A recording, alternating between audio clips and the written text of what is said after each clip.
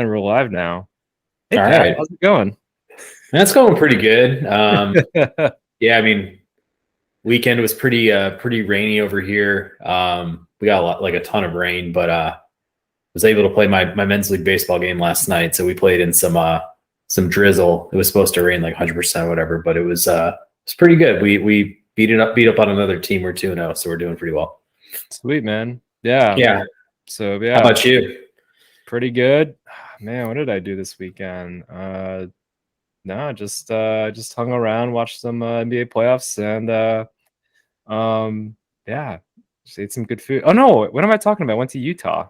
I was gonna say I saw a lot of cool social media stories coming from you. So if keeping it low key, watching NBA in Utah in the mountains, I'm like, all right, maybe he's real humble like that. I was looking for, kind of jokingly, because I know it doesn't exist. I was looking for a statue of John Stockton's shorts. That was like what I was looking for, but apparently they don't have it, which I'm like, I feel a little bit disappointed. If I were a Utah Jazz fan, I'd be like, we forget Karl Malone, one of the greatest power forward scorers of all time. We need shorts of John Stockton's shorts, or a statue of John Stockton's shorts. So I don't even think there are old men, in their gardens in their backyard that wear shorter shorts than John Stockton. So yeah, I agree. I think there should be some sort of tribute to him and his ability to wear leggings that barely cover up what we're supposed to cover up as men.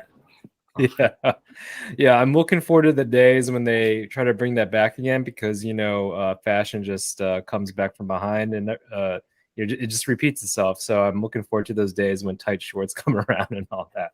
So. Man, I don't think we're too far away. Like, honestly, when I see some like college kids these days, it's like they're probably wearing like halfway between to your knee shorts and then like what John Stockton wore. So it's like, I don't know, that paired with like long crew socks and really crappy old men gym shoes. I feel like that's like returning as far as style goes. So it's like skipping our generation back to our parents a little bit. But yeah, it's a little concerning. Yeah. I'm worried about the future of America. So for sure, if that is what we're looking forward to with regards to athletic wear. So yeah, sometimes I do feel embarrassed though. Like if I wear like basketball shorts or to my knee, I'm like, am I just like that old man now who's kind of like, am I like a geezer, 40-year-old or something wearing some outdated, style basketball shorts? Cause things are getting shorter now. Yeah, for sure. Yeah, I know. I get it. I hear you. Yeah, style is important, right? I feel like that's the name of the game for a lot of it. You got to look good and play good all at once, I feel like. So, yeah. Well, I know you didn't want to elaborate on Daisy Duke shorts, but I think we had some good conversation to get rolling here. We're wearing our Sox stuff. I think it's only necessary we cover probably the biggest story for the White Sox so far this year. It's not baseball related really, but it's more like touching on race and things that are like super uber relevant in our country right now. And it's I guess I'll just tell the story. I'd love to get your take first. Mm-hmm. It seems like Tim Anderson's a shortstop for the White Sox. Really, fantastic hitter, great player, one of our core pieces. He's African American. I believe in the MLB today, it's something around 7 to 8% representation for African Americans. So a little bit changed since like the 80s and 90s, when I think that was at least in the double digits in percentage wise. But I guess there's a little bit of backstory as far as like what was actually said and kind of the events that transpired before what happened this weekend in New York. But there's another player, Josh Donaldson, on the New York Yankees. For those who watch the game, he's a really good power hitter. Toward the end of his career, probably in his late 30s. Well senior to Tim, and there was a little bit of back and forth with them in Chicago. There was a bang play at third base, and Josh kind of dropped his knee down on Tim going back to third base, and they exchanged some words, and the benches will always clear in baseball if anybody talks to each other in any sort of way. So it's kind of a big charade, but there were some words exchanged, and then coming into this last weekend series in New York, I believe Josh caught up with Tim Anderson around second base and basically turned to him and said, Jackie, which is referring to Jackie Robinson, who was the first African-American player to really, bust the color barrier down in a very monumental way for, pro baseball. And, Tim took exception to it then. And I think over the next inning, Yasmani Grandal, our catcher, caught Josh Donaldson at home plate and kind of had, some words for him in his face and stuff. So, all we saw was like Tim kind of rush in and, nothing really happened. There was like, a little pushing and holding you back type situation. But, the comments, were a huge topic of debate throughout, sports press this whole start of the week. And then Josh Donaldson this morning just got a game suspension for what he said. And, I can go into the context of kind of what both sides, were kind of positioning with. But do you have any initial, thoughts about it, or just, from what you saw, what you really think? Yeah, no, this is definitely a I guess a fun topic, if you will. I mean, my initial take, and I've tried to listen to, I don't want to say both sides, but like different types of perspectives on the situation. Some people that were, I guess, more so pro Josh Donaldson, which of course there is, and then pro Tim Anderson more so of, just to kind of hear what the different type of interpretations are regarding this. And I think a couple of things, in my opinion, is that I don't think it's ever been known that they're like friends or buddies.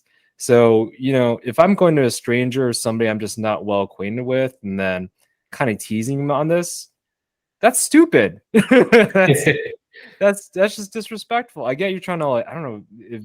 I think it's kind of a weird thing. Like there's no teammate that is defending Josh Donaldson and anything he's been doing or saying. He's been suspended. They've all been kind of backtracking on it, and I think Joe Kelly or no, Liam Hendricks, he was a teammate of his, like, and he's called out like nobody's ever liked this guy. This guy's a douchebag. So like nobody's defending him.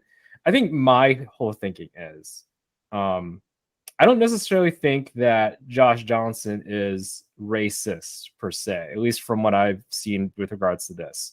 I just think he's more of a douchebag troll more so than anything.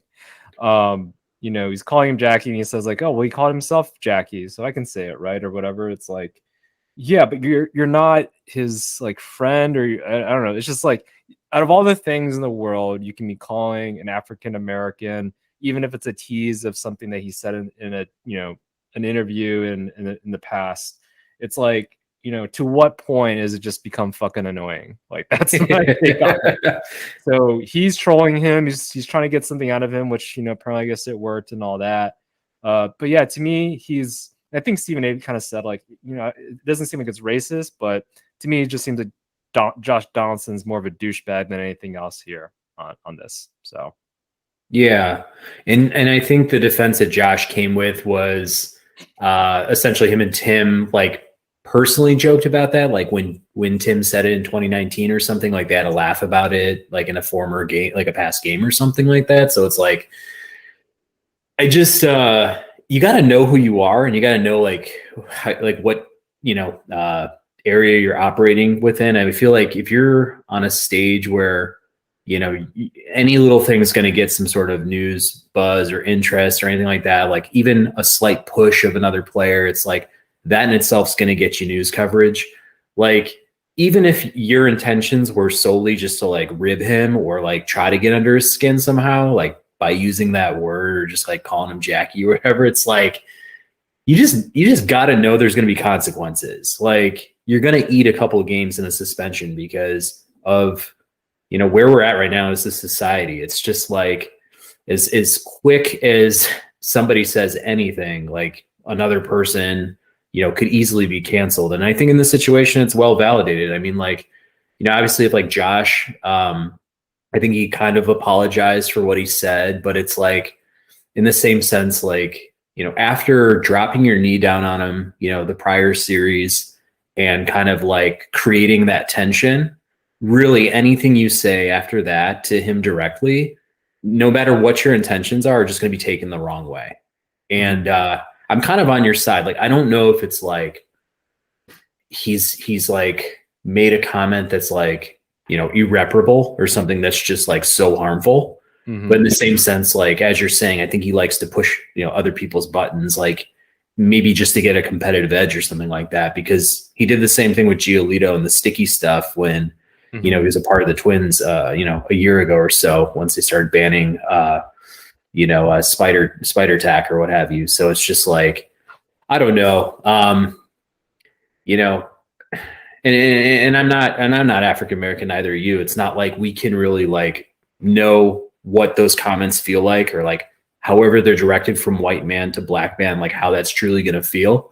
But like, you just, as a white person, like, you just have to be so much smarter than that. You just like, even if you have like zero intention, just don't try to get cute with anything like that. That just toes on that line. Like, it's just such a dangerous spot to put yourself in. And it's just like completely unnecessary, like in the context of, you know, where they're currently at with a lot of their tensions and them kind of going back and forth.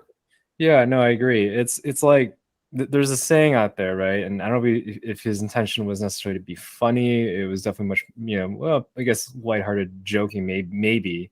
But there is a saying in comedy that if it's not funny, it's racist. I think, you know, yeah. I think you laugh at it because it's like, it's kind of true. If it doesn't hit, if it's not, you know, and a lot of it can be on the eye of the beholder of who you're, you know, you're teasing or you're telling the joke to or with, right? But you have to be cognizant of that, which is why, you know, great comedians are able to do all these things and get away with it, because, you know, like Dave Chappelle, like that Chappelle show and everything, like it really hit a lot of racial undertones, I think, with regards to that. But at the same time, it kind of exposed, like, you know, to white people, right, and to me as well, of like the things that an African American growing in this country kind of goes with in a humorous manner. You know, a spoonful of sugar helps the medicine go down. So, yeah, if it's not funny, it's racist. So I think that with regards to, I guess what Donaldson said, it's like just not funny. It's just like, you know, he was kind of provoking him. You know, had a hard tag on him, and you know, we don't know what's happening with Tim Anderson too. It's like, hey, look, there was just recently, like the shooting in Buffalo, 10 people were killed just because they were black. Like, there's a lot of things happening. You know, just today, right? There was was it 14 high schoolers or teenagers were shot and killed, including a teacher in Texas. So it's like, hey, you know, there's people that are going through some difficult things. Like, you got to read the person. Like, just because you can say just because you can say something, like, oh, it's a free country, but just because you can say something doesn't mean you ought to or you have to. You know, sometimes it's better in the long run just to be a decent human being and just to be kind. So yeah.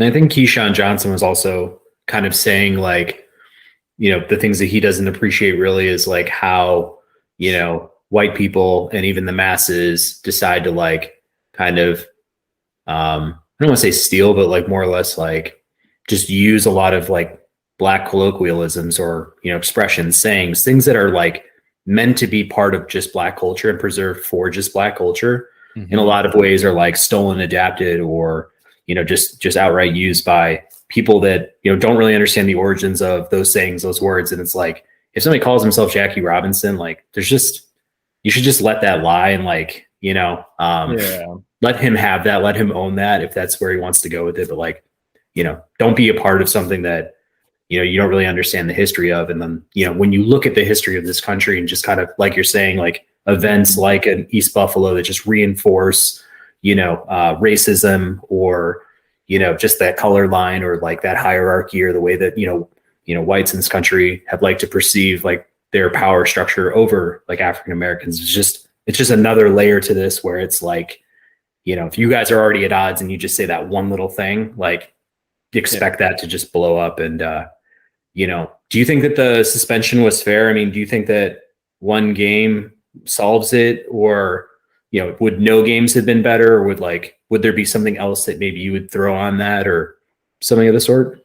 Yeah, I don't know. But it was kind of funny Joe Kelly's reaction with regards to, he was like, I got 8 games for like a little smirk or whatever. Like, you know, like how does that equate? And then, you know, whatever's happening with Josh Donaldson here, how does that equate to one game, right? It's like, you know, this is definitely not some sort of, you know, it doesn't take a law degree, I guess, to help run these things, or hopefully not. But it's like, you know, how does this all equate?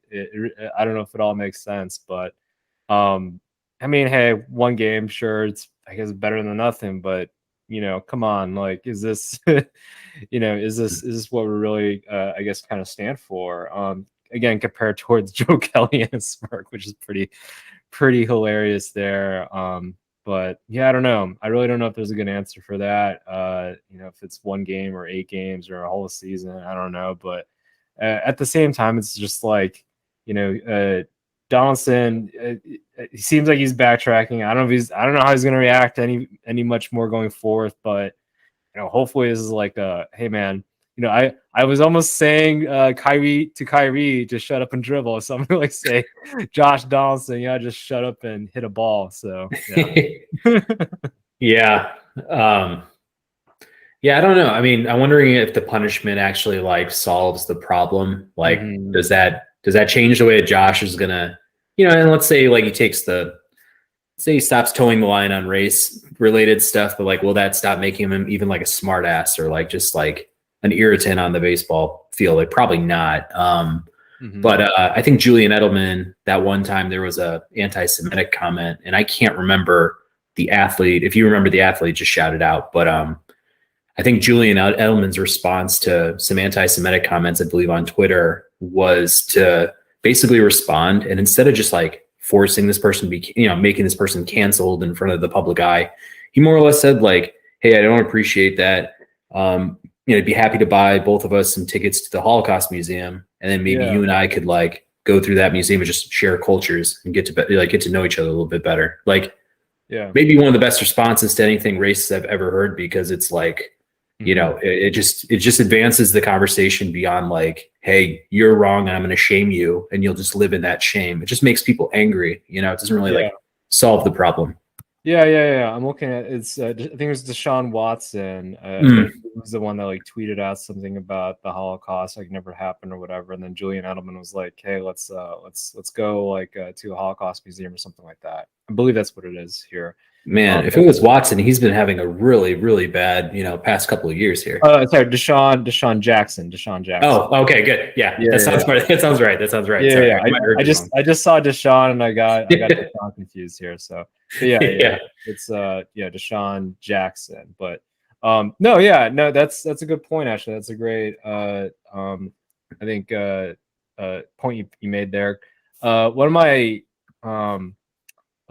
favorite people as I'm trying to come up with the name of him and everything, but he is he's a musician, a jazz musician who has collected hundreds of KKK robes. Actually, he's black. Okay. He's black, but Okay. he was actually I'm going to be googling this. A jazz musician, basically, that's collected robes from the KKK. But he's collected robes by befriending them. I think that's the whole idea. So I think he traveled the world. He was like an army brat. He had no idea what racism was. Like he was just a kid and everything like that. But I think there was one incident where he actually was in America, and then a lot of some adults. I think he was doing was it like a I think it was a Boy Scout troop or something like that. He was part of like the Boy Scouts. He was in a parade, and then there were, hey, Boy Scouts is kind of a white thing, right? There were parents, adults throwing stuff at him, and then they were trying to figure out like, and then the other adults, the ones part of the troop, were trying to like protect him and everything, and he was crying. He was like, why are these people mad at me? And then he had to sit down with his parents later that day, and his parents had to explain what racism was. So yeah, so it kind of reminds me of that. Is like he sought that as a moment of like, why do you hate me when you don't know me? I think was his whole thing. So he learned to use jazz, and he learned to use religion too, as ways to connect with white supremacists. I think one of his key things was rock and roll was actually started by a black person, and he he resonated with a lot of the people he was talking to, of like, oh, like, who do you like? It's like, oh, I love rock and hardcore rock and stuff like that. I was like, oh, do you know that was made by, the originator of rock is Chuck Berry, who's black. We kind of know that from what's the movie Back to the Future, right? I think. Oh yeah, it was Chuck Berry. That was like his mom, or yeah, he was like trying to point at the prom. Like, hey, listen to this, and that was Chuck Berry. So that's how rock got invented. But anyways, like, that was his whole thing, was, with regards to racism, it's one of those things that is interesting. It's like, if you want to, I guess, have a friend rather than an enemy, in a way, it's one of those interesting things. At least Daryl, is his name. Let's see. Yeah, he basically just puts that peace offering forth. It's like, hey, I'm not your enemy, I'm your friend, Daryl Davis. And he's been able to collect hundreds of robes that way. So it's quite a testament. There's a documentary on that. Go watch it. It's quite awesome. In fact, actually, the people that don't like him more so was the Black Lives Matter movement. They thought he ought to have been more antagonistic towards white supremacists, at least in the movie that was depicted. So, but yeah, can we all just get along? Can we all just, see each other eye to eye and not be too douchey? I don't know. Hoping for a better world, though. Yeah. I had one other point. The other thing I was we can end it after, this or any other comments you may have, but I think the other thing that makes it seem like it was more intentional than just like, a joke, was the fact that even after we heard Josh Donaldson's press comments, we haven't heard anything else that like kind of really relays the fact that he like called Tim, or he texted Tim, or he met up with Tim after the game, like in the tunnel or something. It's like he kind of just said what he needed to say in front of the camera to really like protect his name. But in the same sense, like, you would like to know that there was like some follow up. Like, I feel like when Drew Brees made the comments that he made, like, he had a public presser of him being like up in front, like just taking ownership for things that he like was ignorant about, and how he's talking about like standing for the flag and this and that. But I think he also like made the efforts to talk to all the Saints teammates and like current Saints players, or like whoever it was. It's like he went like above and beyond to clear, his name, and really like try to understand or get his point, kind of like better understand what he did wrong. And it's like, I just don't think a guy like Josh Donaldson really gives a crap. He's just more or less like, how can I like limit the amount of games I get suspended for, in that sense. But yeah, I think he's kind of a buffoon anyway. So I'm like, I don't know, maybe he just will never understand. But I know Josh has had like a rough upbringing too. Like, I don't think he has like a dad. I think his dad like left him or something like that. Or, I heard he's had like a pretty rough upbringing, but I think this one he doesn't get, many free passes on. Yeah. Yeah, no, it's one of those things, like, just because, you're a professional athlete and, you make a bunch of money and you're highly esteemed within society, doesn't make you a good person, or doesn't redeem you in any way. If you're a douchebag and you can hit a ball, okay, make some money, good, but you're still a douchebag. So that's my thoughts on that. So yeah. That's a good hashtag. We'll figure something out. Surrounding those. Kind of a lengthy hashtag, a little bit, but no, yeah. But yeah, Daryl Davis, go check it out. His documentary, I would highly recommend it. Accidental Courtesy: Daryl Davis, Race in America. I think it might still be on Amazon Prime, but it's definitely worth a watch if it is. So yeah. That sounds pretty good. Outside of this issue in general, I felt like what happened at the end of the series with the White Sox is Tim Anderson actually had the the walk-off home run in the Bronx to basically kind of seal the victory for the White Sox that game, and they took 2 or 3 from the Yankees. They're looking better. Luis Robert just went on the IL today with COVID, related concern, and I've heard that Lance Lynn and Eloy are on their way back, so it could be like a week or 2 more. But I don't know. Did you have any takeaways from that weekend, or what's ahead for our boys? I mean, it was so beautiful when he hit that, and he was like, doing like this to the crowd and everything. Because I'm pretty sure the crowd was calling him Jackie or whatever, and like trying to be all trolly and stuff like that. So, but no, it was poetic justice, I think, overall, for that. And yeah, it's one of this White Sox team. Why can't we just all be healthy like at once? It's either like our pitching is down, and then maybe we're healthy on the a positional player side, but then it'll switch just like that. So but hey, I'm optimistic. It's still fairly early in the season with everything.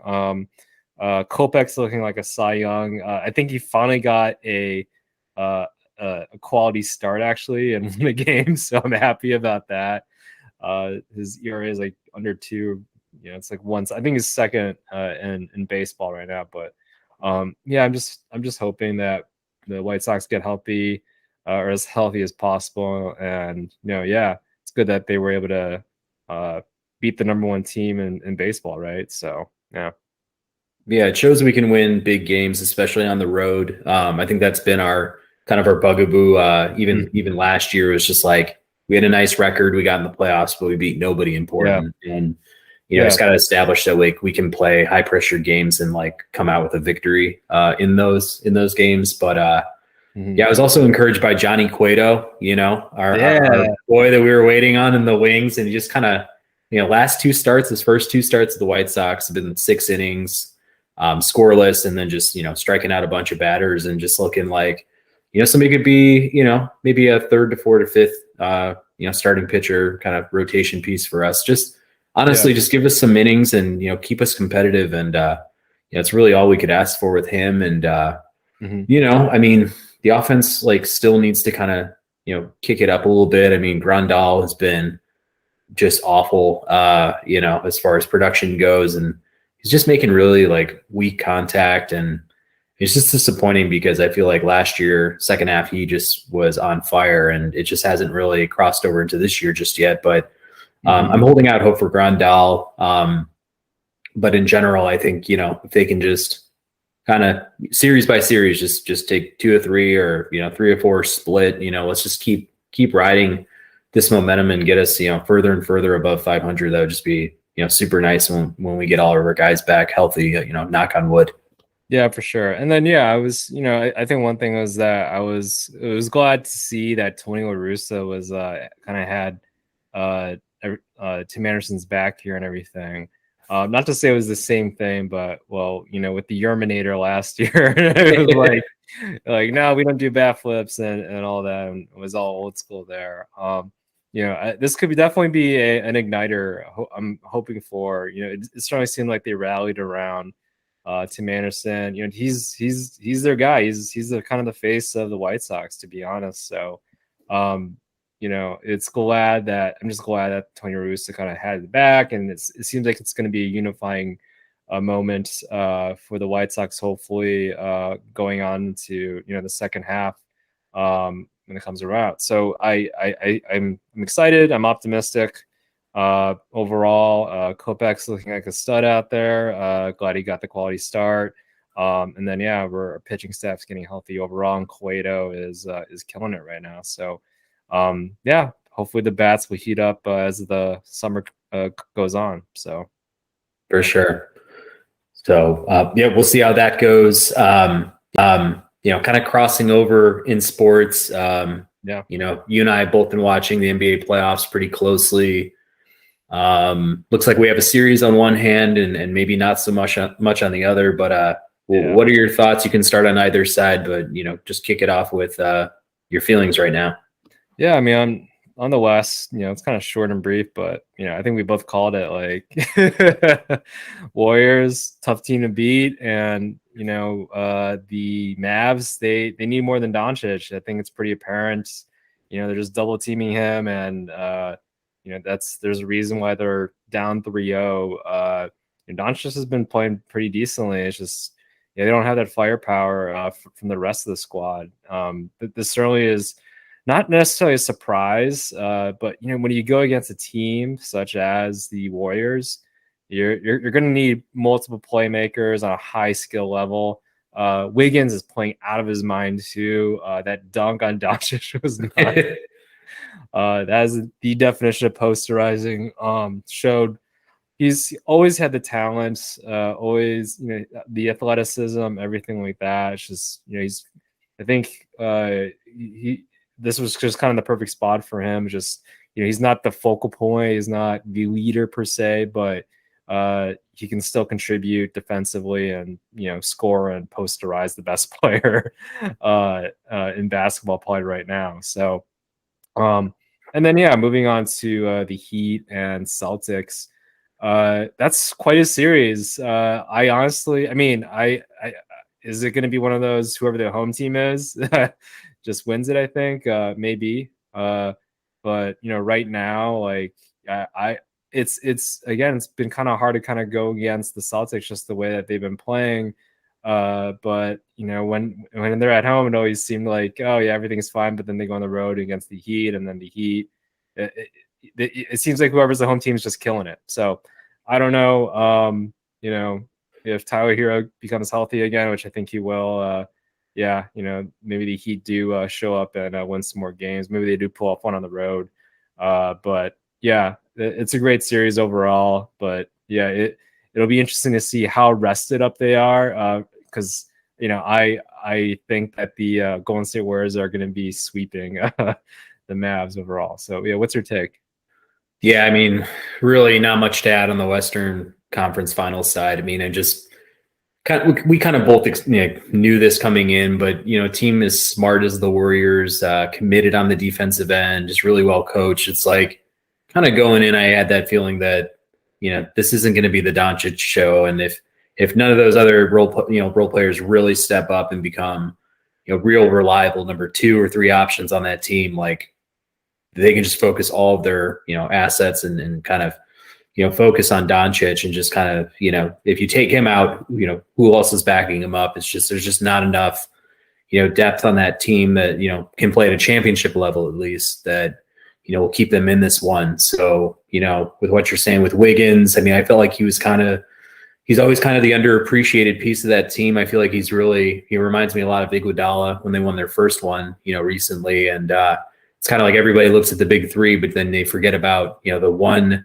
glue guy that's just kind of bringing everything else together. And I feel like he's kind of like that mix between that, or that bridge between the youth that's coming up and the big 3 that have been there forever. So he's kind of like that binder that's like just a do-it-all freakish athlete that's really coming into his own and establishing himself as a true star now, because I think everybody when he was coming out of college, they're calling him the next LeBron, and he hasn't lived up to those expectations, and those are very hard expectations to live up to. But you could always tell like he had all the athletic prowess you need to be a star in this league. It's just like he needed the right fit, the right opportunity, and we've seen with Zach Lavine on the Bulls, just give him the ball and let him kind of create his own legacy. Like I feel like maybe there's something maybe structurally in Minnesota that didn't work for Zach. I think the same thing didn't work for Andrew, and it's like,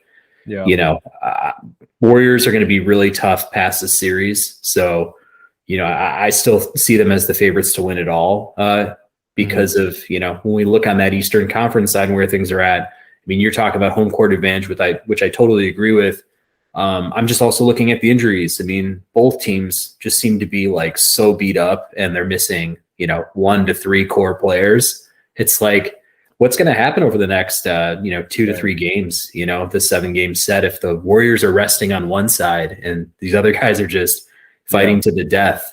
By the time that next series starts, the Warriors could come out to 2-0 lead right away and, take all the momentum. So I'm kind of actually, though, leaning toward the Celtics just because of, the injuries on the Miami side are just so much more important. I think like if they don't have a healthy Jimmy or, Tyler hasn't even played that well, but if he's just out, like, I don't see them, being able to come back. And, yesterday's game was just a pure embarrassment on the offensive side. So, Celtics really ratcheted up that defense, and it was one of the best in the league, if not the best. So, I think they're in good shape.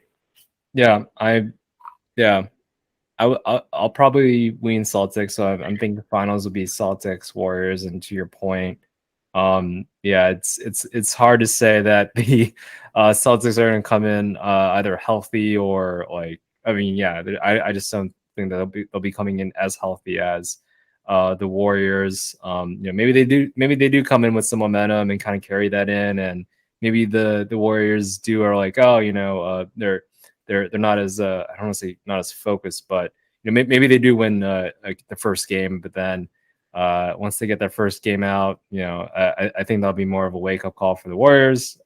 My prediction is probably that will happen.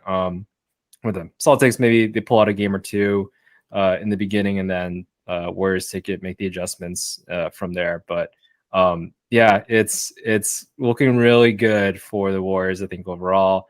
But no, this Celtics team is amazing. I think they're ultra talented. Was it Peyton Pritchard? Like the guy was shooting lights out. He was going crazy the other day. So there's a lot to be optimistic, I think, for the Celtics overall.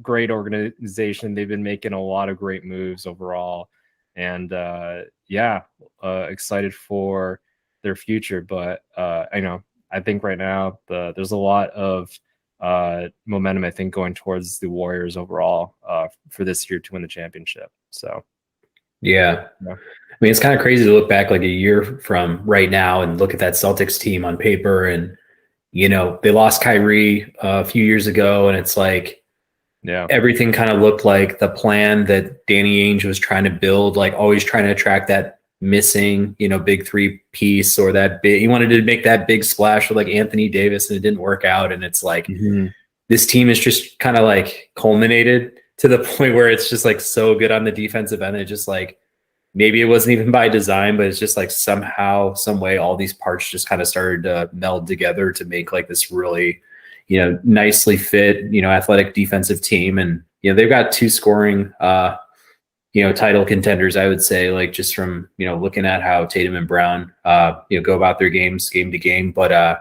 it's just it's more or less surprising because, when I just look at the Warriors roster, and then you look over at the Celtics roster without watching the Celtics play, you wouldn't probably give them the benefit of the doubt. But from a lot of the people I've talked to and just looking at analysts, a lot of them are basically crowning whoever comes out of the Eastern Conference as like the finals champ at this point, which is just like kind of shocking, but like now I have to kind of believe it just watching how they've played.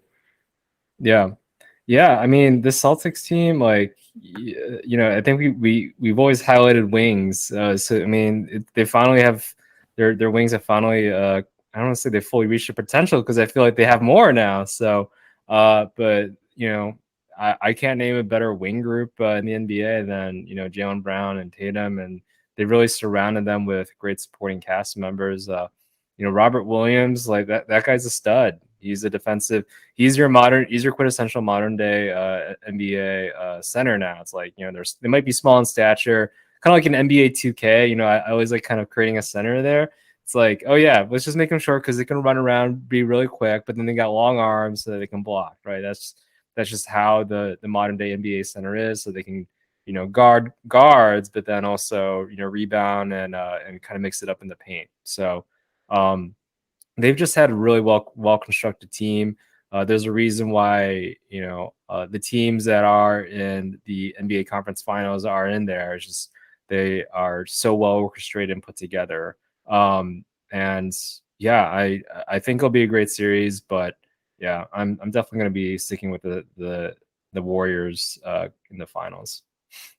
Gotcha. Yeah, and I'm with you. I think the Warriors will overcome some of the critiques that are out there, but I think everybody expects them to be in that final series and expects them to do pretty well, even if they don't pick them to win. I think I'm comfortable doing that, and yeah, I can definitely see them winning. But what happens if Curry wins the Finals MVP now? Is this cred going to be jumped up now, like top 10 all time? You think?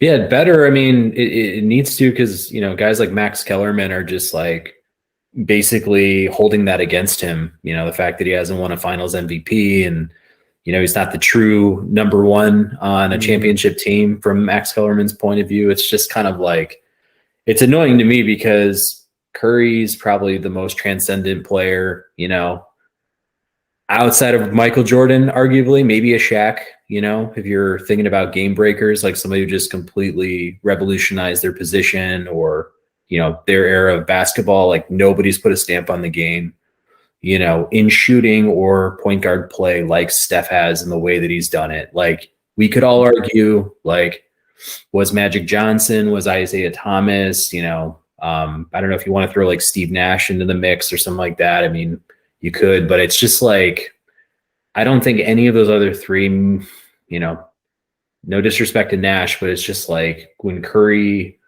started shooting the way he did. I mean, nobody expected him to be the star that he is. And it's just like now, you look at any players coming up, any teams in the way that they're structured or how point guards are taught to play. It's like you're expected to have like, 35% shooting percentage from 3-point range or higher, or you're not a starter. And, that was all kind of tailored to what, to Steph Curry's game and just how good he was at not only being exceptional as a player, but also as a team leader and, somebody who could take their team to the playoffs consistently and to finals and to win championships. And, he already deserves that credit from my perspective, but I think, no doubt if he wins finals MVP, like everybody else should just shut up. Yeah. I mean, it's interesting. It's that like, there's a reason why he didn't win the finals MVP, right? It was Iguodala won it. And then, there was the whole KD going over there, but that's not something that Steph can control, the, KD coming over and all. But it's like, he was double teamed. He was, that because he's such a great shooter. So they wanted to get the ball out of him. And then Iguodala showed up. So like, that's how it works. If you're a shooter and that, that's what he is, first, and then he's just a great overall NBA player. But he's transcended the game. He definitely has changed it. There's no question about that. Like he's basically taken out Jahlil Okafor, that mold basically. Jahlil Okafor, like, he was a great center, probably in every other era. Just a great little post person, but that's just not existent in the NBA today because of someone like Steph Curry now. So he's literally changed the entire, like multiple positions, not just the point guard position to be, primary scorers, but has changed the game from all the positions that you do have your Robert Williams, and the Draymond Greens of the world, because it's become just positionless basketball. Can you play basketball? Can you pass? Can you shoot? Can you rebound? Can you defend? That's all that matters, not necessarily about height. So it's definitely been something that, I like to see because, hey, I think we're all sick of just watching some guy back down for like 10 seconds into, to shoot like a 5-footer or whatever. So, yeah. I mean, look at Lonzo Ball even. Like, when he came up, everybody was kind of thinking he was like the next coming of Jason Kidd. And like by terms of like dribbling and passing, like, he had great skills there when he was with the Lakers and, some of the time at the Pelicans, but it wasn't until he really developed a 3-point shot at the end of his time with the Pelicans and like signing with the Bulls where we could see star potential written all over him. And, that's not by accident. I don't think, him having to do that to become a star, was just something that he decided to do on his own, free time. I think NBA executives and just kind of seeing the writing on the wall, knowing what he has to deal with going up, against his peers at the same position. It's like, yeah, man, you can't just shoot 25% and, just a broke jumper, but, be the best passer and defender on the court. Like you got to take your game to an absolutely another level to compete with some of these guys. And like, Steph set that bar, like he really did. Yeah. I mean, yeah, you can't be Ben Simmons. That was good. Yeah, you can't be Ben Simmons. So, oh man.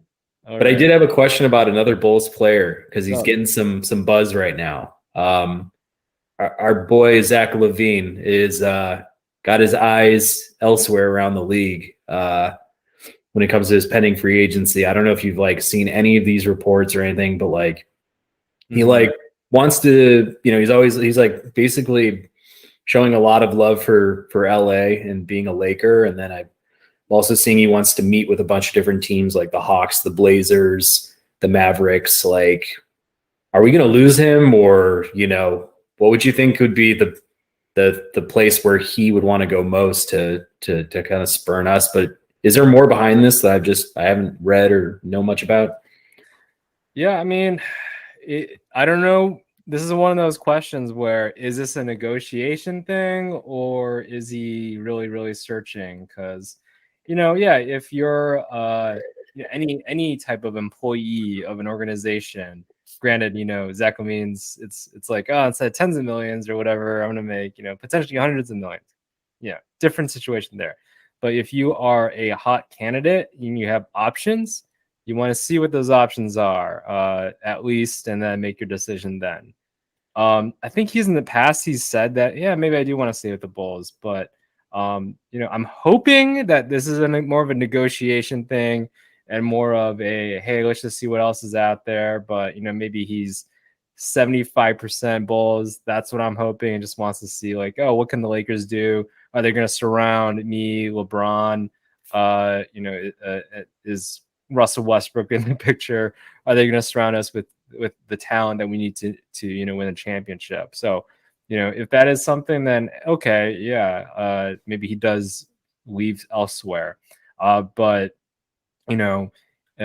he has spent a number of years with or this was his first taste of the playoffs. So maybe he's now like, hey, I just want to be winners now. Like, I'm just tired of playing with Karl Anthony Towns in Minnesota for those years and losing with the Bulls. So maybe I just want to be with winners now. And he just wants to go to LA because LA attracts free agents, and we'll have a couple good years with LeBron for how long he wants to be playing, and hopefully a healthier AD or whoever they bring up now. So yeah, hopeful, but I mean, AK put a lot into the Bulls to get a lot of talent to surround Zach Lavine. So it would be a shame if he left. But hey, maybe that's my boy Patrick Williams comes up and lights it up a little bit. So, but yeah, that's what I'm thinking.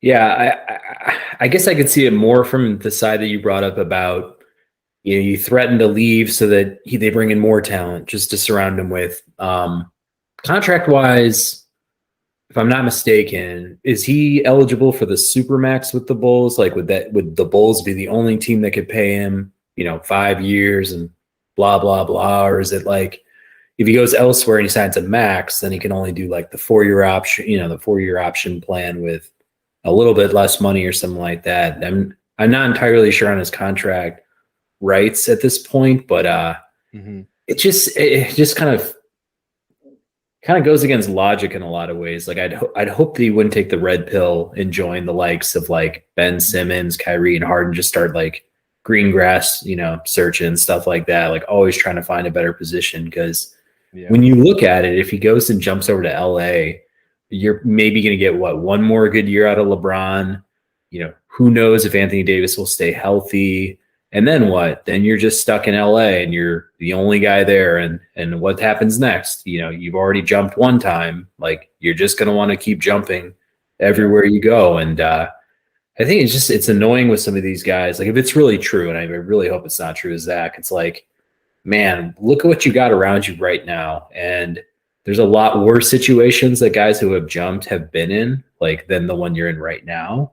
Mm-hmm. And just with the whole new regime, it's like, we all see it. I mean, I think as fans, we're all like, I'm really encouraged. Like, if they do nothing, this offseason, just carried that same team over, I'd be a little discouraged because I'd be like, I think we're still like in the 4 or 5 seed mode. But, I think we get one more quality piece, and it doesn't have to be like a superstar. I just think we need one more like really nice, 2-3 guard, or maybe it's another, 5 or 4, something like that. Just another guy who's been there and done it, or, can put up some numbers. And it's like, just get that whole team healthy and together and building continuity. And I think, they could be the next Miami. They could be the next Boston. They could, find their way in it and do some damage next year. Just like, stay the course.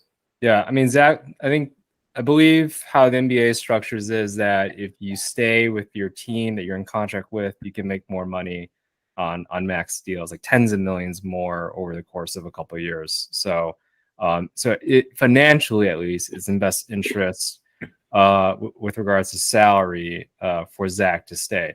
Granted, if he were to go to LA, there's all those endorsements and all that fun stuff that he can do over there. So that's where there's a little bit of that appeal, and like kind of like how LeBron was able to just be like, okay, I'm just going to do that and I'll do Space Jam. So, yeah. So, but no, I agree. And we didn't have Lonzo Ball in the playoffs too. So that was another thing. And then, if we can stay healthy, reasonably healthy with regards to a season, just get more experience playing with each other, then yeah, the sky's the limit. There's a lot of talent going all around for, 1 through 5 and the bench. Nice mixture of young and older, and people are just hitting their prime like Zach. So if I'm Zach, I'm like, yeah, stay in Chicago. Let's do it, man. There's a lot of great talent. You're going to be. He played hurt, the last playoff. So I'm hoping that he has a little bit of chip on his shoulder. Be like, hey, I want to come back healthy in the playoffs next year and just show up and take it to the next level. Again, this was his first time in the playoffs, so I'm hoping that he kind of has that hometown feel towards things. And there's a lot of talent, a lot of great young assets for the Bulls. We even have a draft pick this year. Like, that's pretty crazy too. So I thought we traded them all with getting DeRozan and Vucevic. So, but yeah, I hope he stays. If he doesn't stay, I would just. I think we'd be resilient enough to weather the storm. Like, even if he goes, it'd be a huge blow. Mm-hmm. But I still think there's enough intelligence there and enough talent there to maybe attract somebody else who wants to take that, that role, or maybe just, get a nice contract because they'd have the money to do that with another free agent. But I still think we'd be in okay shape. It's just, obviously not ideal. And I just love the strides that he's made, over those last like 3 years, especially, where it's like, he's not just a dunker anymore. Like, he's got a complete game and he's got the right head on his shoulders too. I like his attitude. Yeah, no, I remember playing some basketball in Seattle, and one of, I guess, a high school teammate. I don't know the guy. I don't know if he was BSing me or whatever, but he's like, oh yeah, Zach, I remember playing with him in high school, and he was like, we go way back. It was on Mercer Island, so I think he might be from there. So I'm like, okay, maybe, but I had a Bulls hat on and everything, and he was like, oh, okay, this guy's from Chicago. So, but yeah, he seems like a good guy from everything I've heard. I just wish that we can win with him. He has all the talent in the world. Great that he's evolved and taking things to the next level with the Bulls. So I'm hoping that he kind of takes that sentiment going forth. And, there's a ton of talent. He can make a bunch of money here. Chicago, we're probably the best sports town in all the land. So, hey, Zach, you're listening to this, stay in Chicago, we'll, pay you a bunch of money and get you pizza. So, yeah. Yeah. We're going to have to really do a study on why Chicago gets burned by so many great players. Like, we've had our good luck with like Walter and Michael and, Frank over the years. And, there's been some, other, Blackhawks obviously had a great run, but it's just like, we'll have to just kind of like break down like what is Chicago to most athletes and why is it always getting dodged in that sense? I hear it's like the Bulls organization that I believe, Yeah, like we never really attracted during those free agency years, like Dwayne Wade coming back, or the best we can get was Boozer during that time, right? With all the Chris Bosh running around. So I think there's the idea that the front office just doesn't take care of its players as much compared to say like Dallas is actually pretty known for being friendly there, and just getting free agents when they can. And with Mark Cuban just kind of being a player's owner, if you will. So but the Heat is another organization. Like they were able to attract Jimmy Butler, Kyrie, just because the mentality with regards to everything. That and state income tax. That's another thing too. Sure. If you're able to be on the coast a little bit closer to home, or just not pay state income taxes when if you're a millionaire, that's a big deal. So all those things I think taken into account.